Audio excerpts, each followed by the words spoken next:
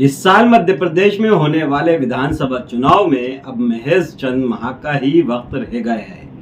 ऐसे में नेताओं के साथ ही प्रदेश की अफसरशाही में भी माननीय बनने की ललक हिलोरे मारने लगी है।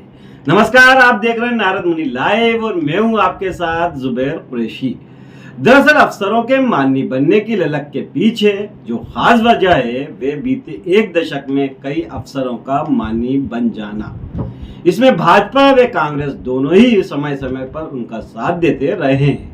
वैसे भी नौकरशाही बहुत करीब से माननीयों का जलवा जलाल देखती रहती है, सो स्वाभाविक है उसकी तरफ आकर्षित होना। प्रदेश में करीब 2 दर्जन सीटें ऐसी हैं जहां पर इस बार पूर्व नौकरशाह भाजपा व कांग्रेस के लिए चुनौती देने की तैयारी में लगे हुए हैं। ये नौकरशाह पहले तो इन दोनों ही दलों से उम्मीदवार बनना चाहते हैं, लेकिन अगर टिकट नहीं मिला तो वे अन्य दलों से भी अपनी किस्मत आजमाने की तैयारी में गुपचुप तरीके से लगे हुए हैं। ऐसे में यह तो आने वाला वक्त ही बताएगा कि इस बार सत्ता बचाने को बेकरार भाजपा और सत्ता में वापसी के लिए पूरी ताकत झोंकने वाली कांग्रेस इन्हें कितनी तवज्जो देती है। इन नौकरशाहों में deputy collector, doctor, professor, teacher और रिटायर्ड आईएएस और आईपीएस अफसर तक शामिल हैं। चुनाव में उतरने के लिए इन नौकरशाहों की अपनी अपनी अलग अलग रणनीति है। कुछ पद पर रहते हुए राजनीतिक दलों से बनाए गए संबंधों का उपयोग अपने टिकट पाने के लिए कर रहे हैं, तो कुछ जातिगत और सामाजिक संगठनों की गतिविधियों में सक्रिय होकर टिकट पाने के लिए जमीन तैयार करने में लगे हुए हैं। प्रदेश की राजनीति की बात करें तो पहले भी कई ब्यूरोक्रेट्स चुनाव लड़कर विधायक ही नहीं बल्कि मंत्री तक बन चुके हैं।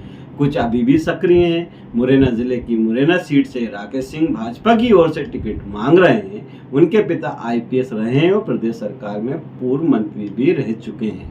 पिता के बड़े कद और नाम के सहारे राजनीति में सक्रिय हैं।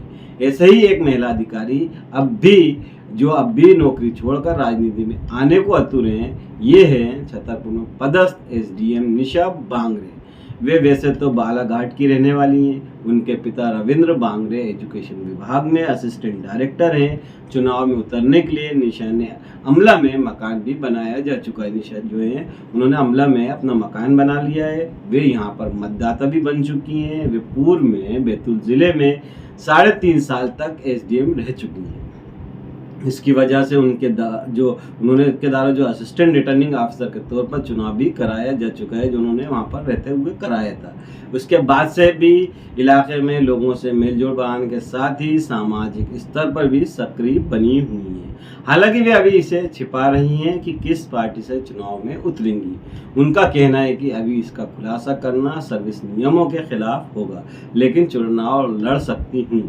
मेरे पास प्रशासनिक अनुभव है, पॉलिसी लेवल पर मैं बेहतर कर सकती हूँ। कांग्रेस में भी दावेदारी है। मंडला आरडी कॉलेज में हिंदी साहित्य के प्रोफेसर के पद से इस्तीफा देकर 2008 में कांग्रेस में शामिल हुए प्रोफेसर संजीव छोटेलाल उइके 2013 में मंडला सीट से विधायक भी रह चुके हैं। उनके पिता भी 1980 से मंडला से सांसद और 2 बार के विधायक रहे हैं। 2004 में कांग्रेस की रैली में जाते वक्त उदयपुरा के पास एक्सीडेंट में उनकी मौत हो गई थी। वे छात्र राजनीति में यूथ कांग्रेस से भी जुड़े रहे हैं। उनकी रामनगर में राहुल गांधी से मुलाकात हुई थी। उनका कहना है कि वे पार्टी के वरिष्ठ नेताओं के आग्रह और पिता के अधूरे कामों और अपने निजी व पारिवारिक हितों को परे रखकर राजनीति में सक्रिय हुए हैं। इसी तरह से सहारनपुर क्षेत्र के रहने वाले महेश मालवीय राजगढ़ में ग्राम सेवक थे। अक्टूबर 2018 में इस्तीफा देकर कांग्रेस में शामिल हुए। पिछली बार पत्नी कला मालवीय को सहारनपुर से पार्टी के टिकट पर चुनाव लड़ा चुके हैं और इस बार खुद दावेदारी कर रहे हैं। कबीर भजन गायक के तौर पर क्षेत्र में पहचान है। कहते हैं कि जनता की सेवा करने के उद्देश्य से राजनीति में आए हूँ। इसी तरह से अगर हम बात करें मंडला जिले की, तो मंडला जिले के बम्हानी निवासी आईपीएस एनपी वरखड़े अप्रैल 2018 में डीआईजी रीवा के पद से रिटायर हुए तो वे कांग्रेस में शामिल हो गए। दावा है कि 2019 के लोकसभा चुनाव में मंडला डिंडोरी की 8 विधानसभा सीटों से उनका और गुलाब सिंह उइके का नाम भी पैनल में था। लेकिन टिकट कमल मरावी को मिला था। तब तत्कालीन सीएम कमलनाथ ने उन्हें आगे ध्यान रखने की बात कही थी। उनका कहना है कि कुछ होता है इससे पहले ही सरकार गिर गई, जिसके बाद से ही मैं मंडला विधानसभा क्षेत्र में से चुनाव लड़ने की तैयारी कर रहा हूँ। इस्तीफा देकर बने भाजपाई। मंडला जिला अस्पताल में रेडियोलॉजिस्ट डॉक्टर मुकेश तिलगाम भी 2 साल पहले इस्तीफा देकर भाजपाई बन चुके हैं। अब वे मंडला में खुद का नर्सिंग होम चलाते हैं। उनके द्वारा बीते माह ही भोपाल में शिवराज सिंह चौहान के सामने पार्टी की सदस्यता ली गई है। इसके बाद से वे लगातार मैदानी स्तर पर चुनावी तैयारियों के तहत सक्रिय हो चुके हैं। इसी तरह से डिंडोरी जिला अस्पताल में पदस्थ डॉक्टर देवेंद्र सिंह मरकाम एमपीपीएससी के सदस्य बनाए जा चुके हैं। वे संघ के बेहद करीबी माने जाते हैं। वे इसी साल रिटायर होने वाले हैं। रिटायरमेंट के बाद भाजपा में शामिल होकर जिले की राजनीति में सक्रिय होना चाहते हैं। उनका कहना है कि सार्वजनिक जीवन में लोगों की सेवा की है। रिटायरमेंट के बाद भी इसी मंशा से राजनीति में शामिल होना है। इसी तरह से बैतूल जिले की भैंसदेही निवासी हेमराज बारसकर अभी इटारसी में जीएसटी ऑफिसर है। वे छात्र जीवन में एबीपी से जुड़े रहे। पिता गेंदू बारसकर और भाई मनीष बारसकर राष्ट्रीय स्वयं सेवक संघ से वास्ता रखते हैं। उनके पिता की अध्यक्षता में बैतूल में हुए बड़े हस्तक जो हिंदू सम्मेलन में था, उसमें बतौर मुख्य अतिथि संघ प्रमुख मोहन भागवत भी शामिल हो चुके हैं। वे बीते 2 चुनावों से टिकट के लिए दावेदारी कर रहे हैं। इसी तरह से छिंदवाड़ा की पंडुरना विधानसभा क्षेत्र के रहने वाले हैं डॉक्टर प्रकाश उइके। अभी दमोह में मजिस्ट्रेट हैं। वे लगातार आदिवासी इलाके में सक्रिय बने हुए हैं। उनकी संघ और जनजातियों के बीच अच्छी पकड़ है।